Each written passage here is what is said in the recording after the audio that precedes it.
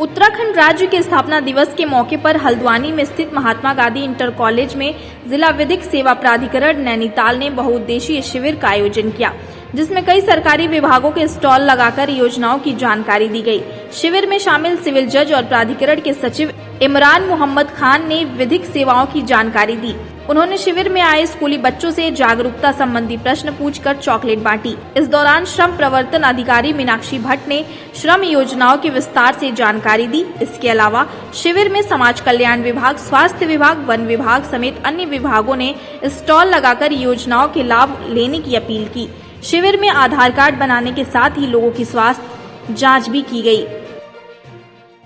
आज का ये शिविर pan India awareness and outreach campaign के तहत लगाया गया है। ये कैंपेन 2 अक्टूबर से लेकर 14 नवंबर तक चलेगा और आज जो है हमारा राज्य स्थापना दिवस भी है, 9 नवंबर है, तो इसी के उपलक्ष्य में ये मॉडल कैंप लगाया गया और यहाँ सभी विभाग के स्टॉल लगे हुए हैं। लोग अपने जो भी संबंधित विभागों से कार्य हैं, जैसे पेंशन है या कुछ व्हील चेयर वगैरह हैं समाज कल्याण डिपार्टमेंट से, या फिर आधार कार्ड है, आयुष्मान कार्ड है, काफ़ी जो भी आप सोच सकते हैं जितने भी गवर्नमेंट डिपार्टमेंट हैं सभी यहाँ पर मौजूद हैं और डॉक्टर्स की टीम भी मौजूद है। तो पर्पज़ यही है, उद्देश्य यही है कि लोगों को ज़्यादा से ज़्यादा लाभ पहुँचाया जाए। ये कैंप जो एडमिनिस्ट्रेशन या DLSA जो लगाता है इतने इम्पोर्टेंट हैं कि एक दफ्तर से दूसरे दफ्तर नहीं भटकना पड़ता। देखिए, एक तरफ ये स्टॉल लगा है श्रम विभाग वालों का, तो दूसरी तरफ समाज कल्याण का लगा है, साथ में तहसील का भी है। अगर कहीं आय की रिपोर्ट चाहिए तो वहाँ से आ जाएगी, निवास चाहिए तो वहाँ भी सब अवेलेबल है, सारी सुविधाएं, सब अधिकारी हैं रिपोर्ट लगाने के लिए। तो ऐसा नहीं होता है कि किसी का काम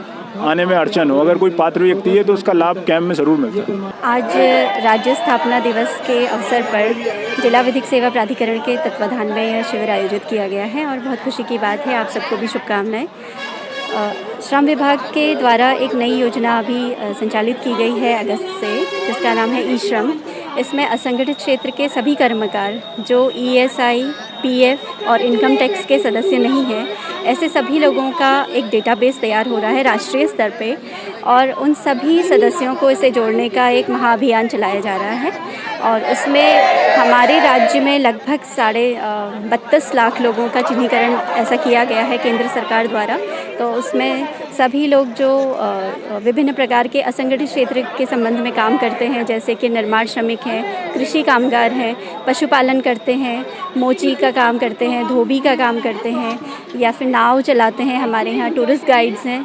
तो ऐसे सारे लोग जिनका पंजीकरण अन्य कहीं नहीं हुआ है और इनको सामाजिक सुरक्षा योजनाओं का लाभ नहीं मिल पाया है, ऐसे सभी लोगों का पंजीकरण निःशुल्क श्रम विभाग द्वारा किया जा रहा है।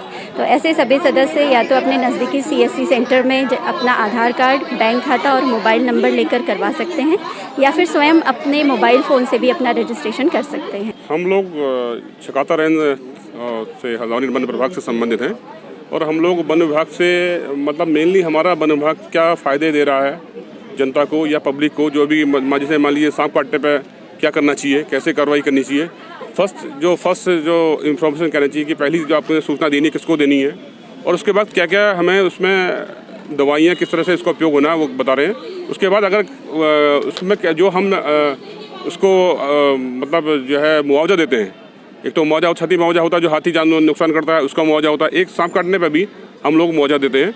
और इसके अलावा हमारा वन्य जीव द्वारा जो कोई नुकसान किया जाता है, मान लीजिए हाथी ने अगर किसी को मतलब कोई भी डैमेज किया है, मान लीजिए फसल क्षति कर दी है तो फसल का मुआवजा देते हैं। उसके अलावा मान लीजिए कोई मानव क्षति करी है तो मानव क्षति का देते हैं। उसमें अलग अलग क्राइटेरिया बने हुए हैं, उसके हिसाब से हम लोग ये सब चीज़ें जो है लोगों को जो भी प्रार्थना पत्र लाते हैं अपना और प्रधान से लिखा करके वहाँ से लाकर हमारा आदमी एक जाता है, हमारे बंदरों का या हमारे जो फॉरेस्ट गार्ड होते हैं वो जाते हैं मौके पर और जो है निरीक्षण करके आते हैं। उसके बाद फॉर्मेलिटीज़ पूरी करने के बाद वो पैसा उनको जो भी होता है, जो भी गवर्नमेंट के नियम है उसके अनुसार दिया जाता है। इसके अलावा जो हमारे फॉरेस्ट के अधिनियम है कि पेड़ काटने पर क्या करना चाहिए, कैसे करना चाहिए, मान लीजिए कोई वन्य जीव का शिकार हो गया उस पर क्या करना चाहिए और नहीं, और जो है क्या कार्रवाई होनी चाहिए। मान लिया कोई बाहर का शिकारी आ रहा है तो मतलब हमें इतला करनी चाहिए वन विभाग को, सर कोई नए लोग यहाँ दिख रहे हैं और ऐसा कुछ कार्रवाई ऐसा लग रहा है कि संदिग्ध लोग लग रहे हैं, तो इस तरह की जानकारी हम लोगों को दे रहे हैं।